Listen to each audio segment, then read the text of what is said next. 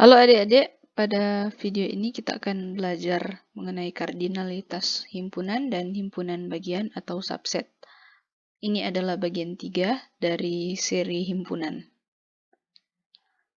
Jadi kardinalitas himpunan adalah banyaknya anggota dari suatu himpunan dan dinotasikan atau dilambangkan dengan ini N, ini nama himpunannya. Jadi kalau himpunannya P namanya, jadi kardinalitas himpunan P itu ditulis dengan N dalam kurung nama himpunan. Jadi kalau misalkan himpunannya himpunan B, jadi N, ini kardinalitas himpunan B. Ini kardinalitas himpunan P, ini kardinalitas himpunan A. Oke, jadi sekali lagi kardinalitas adalah banyaknya anggota. Jumlah anggota di dalam suatu himpunan. Oke, kita lihat contoh pada yang sebelumnya.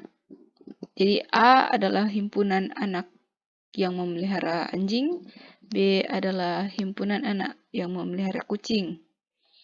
Dan diketahui A itu anggotanya Carla, Timmy, B Susan, Bulan, Nina, sehingga semestanya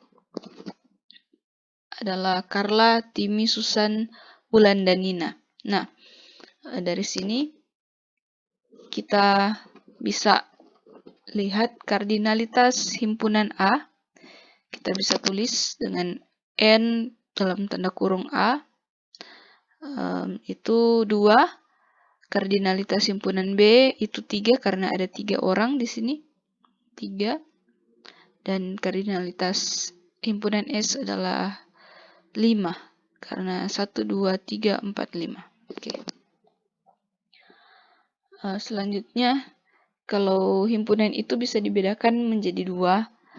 Jadi ada yang finite set. Finite set itu artinya himpunan hingga. Kalau yang kedua ini infinite set itu atau dalam bahasa Indonesia disebut himpunan tak hingga. Jadi apa sih himpunan hingga dan himpunan tak hingga? Himpunan hingga ini contohnya seperti ini. Himpunan hingga itu maksudnya punya anggota yang ada akhirnya itu. Jadi seperti ini 1, 2, 3, 4. Akhirnya di 4. Kalau infinite itu maksudnya dia tidak ada batas, tidak ada akhirnya. Jadi ini kan 1, 2, 3, 4, kemudian titik-titik. Ini berarti terus 5, 6, 7, 8, 9, 10 sampai tak hingga. Nah, itu yang dinamakan dengan himpunan tak hingga atau infinite set. Nah, yang namanya kardinalitas himpunan hanya berlaku untuk himpunan yang hingga infinite set. Karena ini kita tidak tahu jumlahnya berapa. Sedangkan kardinalitas kan adalah jumlah anggota. Jadi hanya berlaku untuk finite set. Oke. Selanjutnya kita masuk ke dalam himpunan bagian atau subset. Ini jadi kalau ditanya apa itu subset? Subset itu adalah himpunan bagian. Kalau bahasa Inggris disebut subset. Kadang-kadang juga literatur bahasa Indonesia tetap menggunakan istilah subset atau subset, sama saja. Jadi misalkan ini contoh, kita punya himpunan seperti ini, yang digambarkan seperti ini. Jadi ini himpunan semesta, ini digambar dalam diagram Venn yang telah kita pelajari di bagian sebelumnya.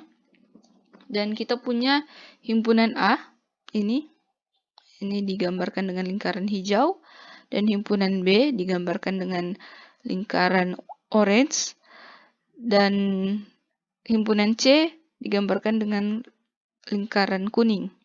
Nah, 5 ini bukan anggota A, B, atau C, dia di luar, tetapi masih di dalam semesta. Kemudian yang himpunan A itu termasuk 1, 3, 4, 8. Karena ini semua ada di dalam A. Himpunan B anggotanya adalah 2, 6, 7. Sedangkan himpunan C anggotanya adalah 1 dan 8. Kalau kita perhatikan, 1 dan 8 ini himpunan C dan juga himpunan A. Jadi kalau kita lihat gambar ini, lingkaran C atau himpunan C itu ada di dalam lingkaran atau himpunan A. Jadi C ada di dalam A. Nah, itu yang dinamakan dengan himpunan bagian. Jadi kalau C ada di dalam A berarti C adalah himpunan bagian A atau C subset A. Nah, ini bisa kita tuliskan seperti ini. A kan semua ada di dalam A ini ada di dalam S. A itu adalah bagian dari himpunan semesta. Jadi kita bisa tuliskan A ini adalah lambang dari himpunan bagian atau subset. Jadi A subset S. Jadi himpunan bagian dinotasikan seperti ini atau ini. Jadi bagian yang ini adalah yang bagian kecilnya. Kemudian yang bagian terbuka ini adalah bagian besarnya. Jadi A merupakan himpunan bagian dari S karena A adalah semua A itu di dalam S. Kemudian bisa kita tuliskan juga B itu kan semua anggota B itu adalah termasuk himpunan semesta. Jadi kita bisa tuliskan bahwa B subset S. C juga ini kan termasuk di dalam S karena lingkaran C ini ada di dalam S. Jadi bisa kita tuliskan C subset S. Nah, C juga subset A karena semua yang di dalam C itu ada di dalam A. Maka bisa kita tuliskan C subset A. Kalau tanpa diagram, kita bisa lihat tanpa menggambar ini, kita lihat saja dulu anggotanya. Jadi kalau misalkan ini kan anggota C itu, C anggotanya 1 dan 8. Anggota A itu ada 1, 3, 4, dan 8. Kita lihat, oh semua anggota C itu adalah anggota A. Jadi karena semua anggota C adalah anggota A, maka kita tulis C subset A. Kalau misalkan kita lihat B ini kan anggotanya 2, 6, 7. Lalu A itu 1, 3, 4, 8. Maka kan 2 saja tidak ada di dalam A. Jadi bisa kita tuliskan A bukan subset B dan B bukan subset A. Jadi kalau ini menyatakan subset, kalau lambang subset kemudian digaris menyatakan bukan subset, bukan himpunan bagian. Oke. Ini bisa juga kita tuliskan seperti ini S. Ini tetap dibaca A subset S. Sama saja ini. Oke. Nah, misalkan kalau kita punya himpunan, jadi kan himpunan B itu adalah 2, 7, 6. Kalau misalkan kita punya himpunan D 6, berarti karena anggotanya 6, itu adalah 6 juga anggota B, jadi kita bisa sebutkan bahwa D subset B. Misalkan E itu 1, 2, dan 7. Nah, 2 dan 7 memang anggota dari B, tapi 1 bukan anggota B. Jadi E bukan subset B.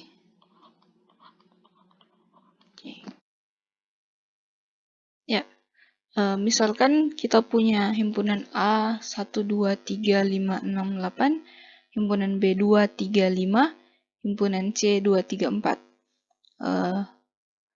Jadi kita lihat semua, kalau B ini anggotanya 2, 3, 5, 2, 3, 5 itu ada di dalam A. Jadi kita bisa ambil kesimpulan bahwa B itu subset A.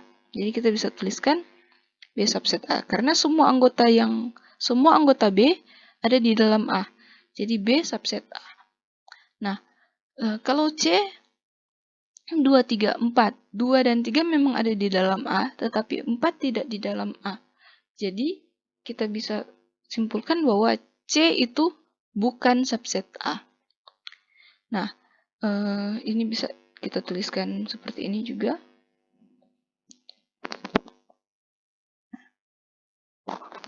Contoh yang lain juga seperti ini. Tidak dituliskan nama himpunan, tapi ini. Jadi kan ini himpunan, tetap himpunan 1, 2, 3, 5, 6, 8. Walaupun kita tahu ini A. Ini himpunan ini. Ada himpunan yang lain yang hanya anggotanya cuma 2 dan 6. Kita lihat bahwa 2 dan 6 itu termasuk di sini. Jadi kita bisa tulis himpunan yang memuat 2 dan 6 itu adalah subset dari himpunan yang memuat 1, 2, 3, 5, 6, 8. Nah, ini contohnya berikut. Satu himpunan yang memuat 1, 3, 7 bukanlah subset dari himpunan yang memuat 1, 2, 3, 5, 6, 8 karena 1 dan 3 memang ada di sini, tapi 7 bukanlah anggota dari himpunan yang ini. Jadi ini bukan subset. Nah, selanjutnya ini adalah himpunan kosong. Himpunan kosong yang telah kita pelajari di bagian sebelumnya. Himpunan kosong adalah subset dari 1, 2, 3, 5, 6, 8. Bisa juga kita tuliskan himpunan kosong seperti ini, kan himpunan kosong bisa dituliskan seperti ini, bisa juga dinyatakan seperti ini. Jadi himpunan kosong adalah subset dari A, dan himpunan kosong adalah subset dari B. Nah, untuk himpunan kosong harus kita perhatikan bahwa himpunan kosong adalah himpunan bagian dari semua himpunan. Dengan kata lain, himpunan kosong adalah subset dari semua himpunan. Jadi, mau himpunan apapun, pasti himpunan kosong adalah subset dari itu. Jadi, himpunan kosong adalah subset dari sembarang himpunan A. Contoh, diketahui himpunan A anggotanya adalah X, sedemikian hingga 0 kurang dari X kurang dari 10, dan X bilangan bulat, kemudian B adalah himpunan ini, C ini. Jadi, kita bisa tuliskan. Jadi, kardinalitas dari himpunan A, kita bisa tuliskan. Karena ada 1, 2, 3, 4, 5, 6, 7, 8, 9, ada 9 anggota, jadi 9. Kardinalitas himpunan B 1, 2, 3, jadi 3. Kardinalitas himpunan C ada 1, 2, 3, 4, 5, 6, jadi ada 6. Oke. Selanjutnya kita bisa perhatikan bahwa B itu anggota B 579. 579 itu semua anggota B ada di A 579. Jadi bisa kita simpulkan bahwa B itu subset dari A karena semua anggotanya ada di A. Nah, Kalau C kita perhatikan 2357 itu ada di A. 2357. Tapi 11 dan 13 tidak di dalam A. Berarti C bukan subset A. Oke. Nah, kalau kita gambarkan diagram Venn-nya, ini S. Nah, kita lihat B itu subset A. Jadi A. Ini. B ada di dalam A. Karena B subset A berarti dia subset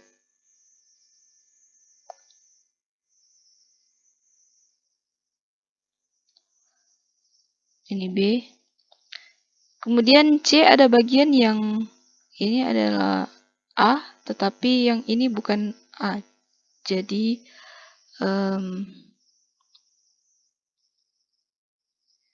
gambarkan seperti ini C. Kenapa dia harus memotong? Karena ada bagian yang juga A, ada yang tidak. Jadi yang bagian yang termasuk itu kan ada 2357. 2357 karena 57 ini termasuk di 33 himpunan, jadi di sini ada 5 dan 7 kita gambarkan.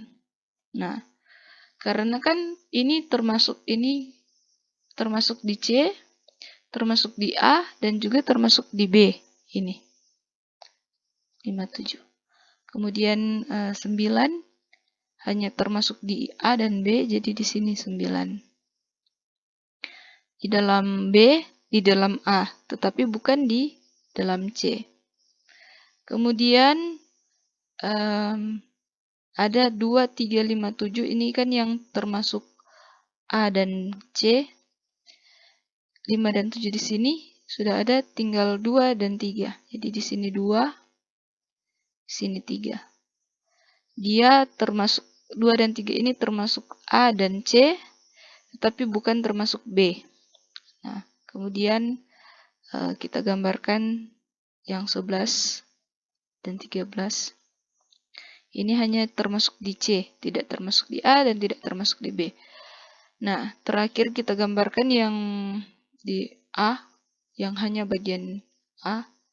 Jadi 1, 2 sudah di sini, 3, 4, 5, 6, 7, 8, 9. Oke. Ini diagram Venn-nya. Jadi bentuk diagram Venn-nya itu tergantung dari anggotanya. Oke. Kalau ada pertanyaan silakan ditanyakan. Ini soal latihan, silakan dikerjakan.